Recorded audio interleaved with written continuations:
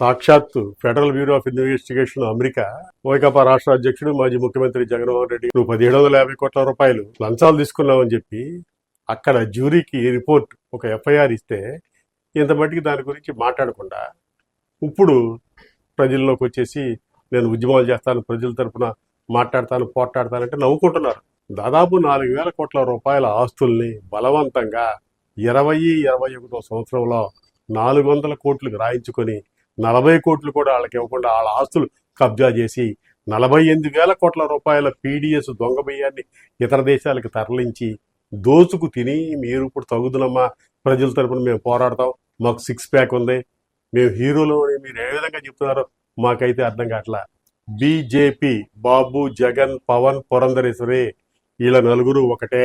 సాక్షాత్ 1750 కోట్ల రూపాయలు ముడుపులు జగన్మోహన్ రెడ్డి అదాని దగ్గర నుంచి తీసుకున్నాడని చెప్పిన తర్వాత వీళ్ళు ఆంధ్రప్రదేశ్లో యాంటీ కరప్షన్ బ్యూరోకి కనీసం దర్యాప్తు చేయమని అంటాం. కానీ ఈ వార్త వచ్చి 25 రోజులు గడిచిన తర్వాత, అసెంబ్లీ సమావేశాలు 2-3 రోజులు జరిగిన తర్వాత, ఇప్పటికే మంత్రివర్గ సమావేశాలు 2 సార్లు జరిగిన తర్వాత ఈ అంశం మీద చర్చ జరగకపోవటం దురదృష్టకరం.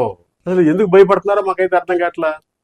నిన్ను తీసుకెళ్లి 55 రోజులు స్నేహ బ్లాక్ లో అరెస్ట్ చేసి జైల్లో పెడితే ఆధారాలు లేకపోయినా ఉన్నాయని, సాక్షాత్ ఆధారాలు ఉన్నాయని చెప్పి ఫెడరల్ బ్యూరో ఇన్వెస్టిగేషన్ రిపోర్ట్ ఇచ్చిన తర్వాత ఇతర దేశాల్లో, ఆఫ్రికా దేశాల్లో మనంత లీగాలిటీ, మన అంత ఎగ్జిక్యూటివ్ పవర్స్ ఉన్న దేశంలో చిన్నదైనటువంటి కెన్యా దేశం కూడా ఆ ఫెడరల్ బ్యూరో ఇన్వెస్టిగేషన్ రిపోర్ట్ ఆధారంగా అదానీతో ఉన్న ఆర్థిక సంబంధాలన్నీ రద్దు చేసుకుంది ఒక కలంపొడితోటి. అలాగే బంగ్లాదేశ్ కూడా రద్దు చేసుకుంది.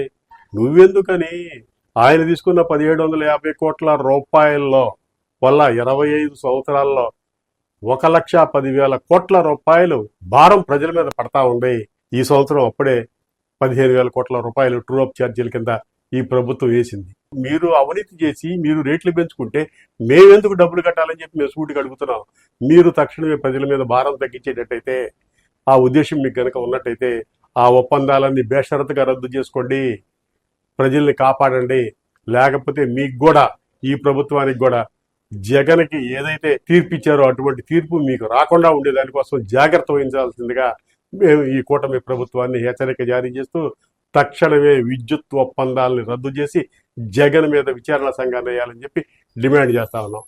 విజయవాడ కేంద్రంగా ఆంధ్రప్రదేశ్ లోని ప్రతి పార్లమెంట్ పరిధిలో కాపునాడు ఫౌండేషన్ ఆధ్వర్యంలో విద్యార్థులకు వేరువేరుగా కీర్తిశేషులు మిరియాల వెంకట్రావు స్మారక విద్యాగృహాలు అంటే కాపు విద్యాభవన్ల ఏర్పాటు జరగనుంది. 5వ తరగతిలో ఆర్థిక ఇబ్బందుల వల్ల చదువు ఆపేసిన పేద కాపు కుటుంబంలోని బాలబాలికలను గుర్తించి కాపు విద్యాభవన్లో చేర్పించి వారిని ఉన్నత విద్యావంతులుగా తీర్చిదిద్దే బృహత్ సంకల్పంతో కాపునాడు ఫౌండేషన్ ఈ విద్యా ఉద్యమాన్ని మొదలుపెట్టింది. మన సామాజిక వర్గ భవిష్యత్ తరాల్ని విద్యార్థులుగా తీర్చిదిద్దేందుకు మీరు ఈ ఉద్యమంలో పాలు పంచుకోండి. కాపు విద్యాభవన్ ని సందర్శించి తగిన సూచనలు, సలహాలను తెలియచేయండి. యావత్ కాపు సమాజానికి కాపునాడు ఫౌండేషన్ తరఫున ఇదే మా ఆహ్వానం. Please subscribe our channel.